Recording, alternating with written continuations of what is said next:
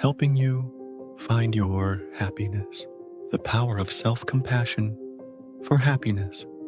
Today, we're looking into a topic that could change your life for the better.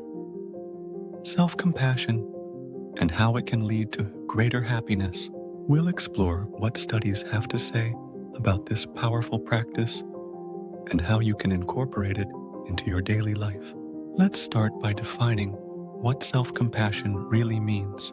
It's not about being self-indulgent or overly lenient with yourself.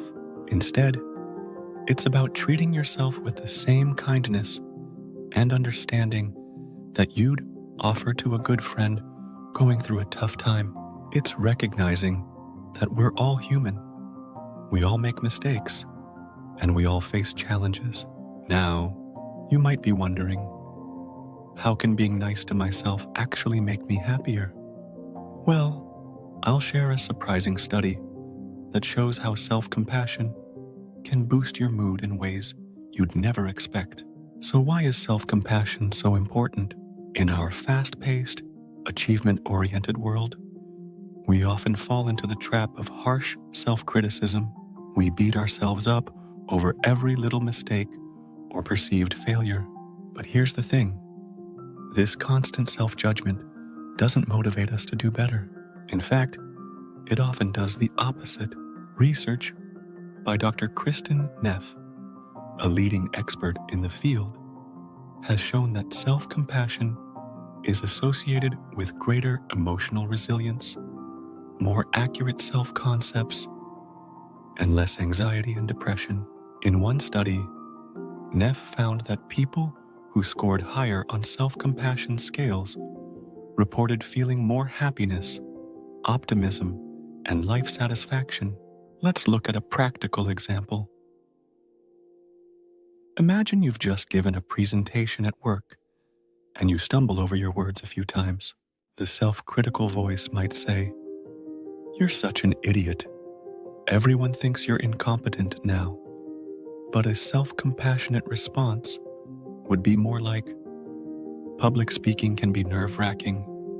It's okay to feel nervous, and everyone makes mistakes sometimes. What can I learn from this experience?"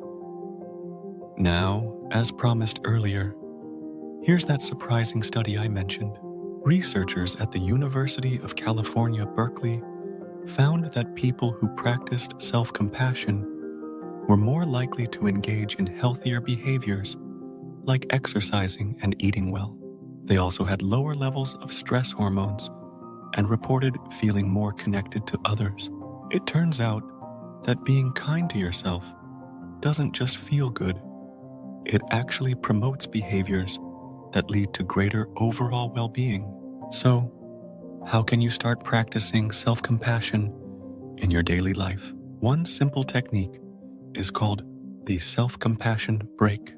When you're facing a difficult situation or feeling down, try this.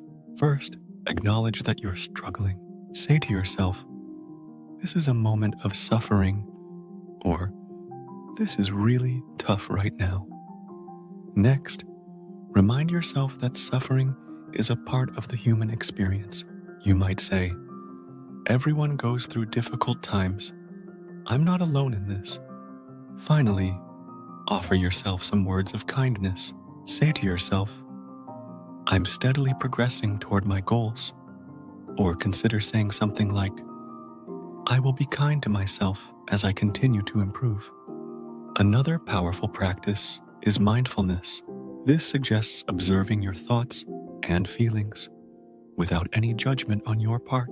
When you notice self-critical thoughts, try to step back and view them with curiosity rather than getting caught up in them. It's important to note that developing self-compassion is a skill that takes time and practice. Don't get discouraged if it feels awkward or unnatural at first.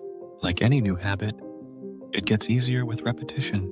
A study published in the Journal of Clinical Psychology found that even a brief 3-week self-compassion training program led to significant increases in self-compassion, mindfulness, and in life satisfaction, as well as decreases in depression, anxiety, and stress.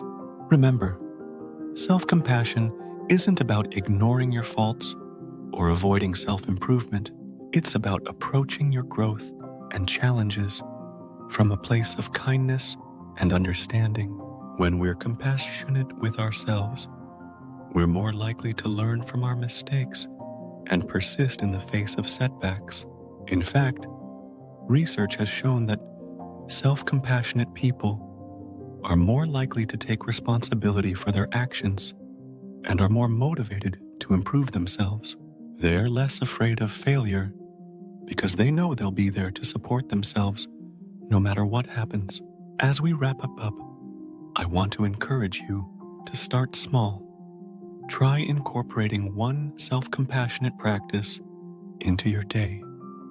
Whether it's the self-compassion break we discussed earlier, writing a kind letter to yourself, or simply pausing to offer yourself some words of encouragement when things get tough. Remember, happiness isn't about being perfect or never facing challenges. It's about how we relate to ourselves and our experiences. By cultivating self-compassion, you're creating a foundation for greater resilience, contentment, and yes, happiness. And in the comments, please let me know, what's one way you plan to practice self-compassion this week?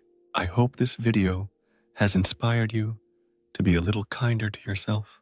If you found it helpful, please like and subscribe for more content on personal growth and well-being, and click on the notification bell so you get notified of our next post.